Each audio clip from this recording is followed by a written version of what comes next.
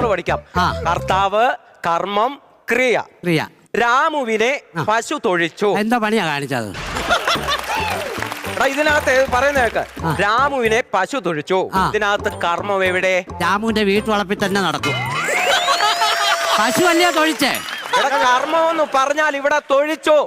ഓ, തൊഴിച്ചെന്നോ? എടാ പറഞ്ഞു മനസ്സിലായോ?